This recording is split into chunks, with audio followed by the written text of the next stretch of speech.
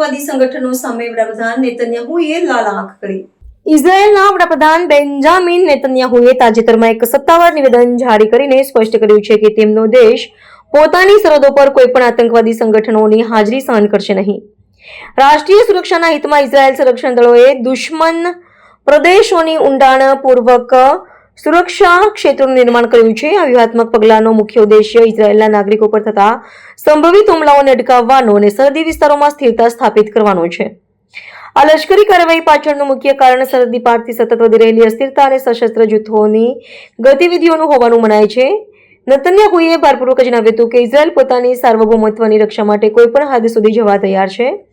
સંરક્ષણ નિષ્ણાતો આ પગલાંને ઇઝરાયેલની પૂર્વ અટકાયત કરવાની રણનીતિના ભાગરૂપે જોઈ રહ્યા છે, જે અંતર્ગત જોખમ સરહદ સુધી પહોંચે તે પહેલા જ તેને દુશ્મન પ્રદેશમાં ડામી દેવામાં આવે છે. આ સુરક્ષા ક્ષેત્રો દ્વારા ઇઝરાયેલ સૈન્ય હિલચાલ પર કડક દેખરેખ રાખી શકશે.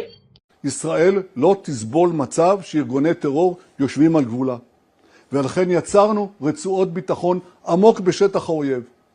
בעזה אנחנו שולטים למעלה ממחצית, מ-50% של שטח הרצועה, אנחנו לופתים את החמאס מכל עבר, ואנחנו נטפל בו. בסוריה אנחנו נמצאים בשיא החרמון, ואנחנו מגיעים עד הירמוך, ושם אנחנו גם דואגים, כפי שדאגתי, לבעלי בריתנו הדרוזים, לאחינו.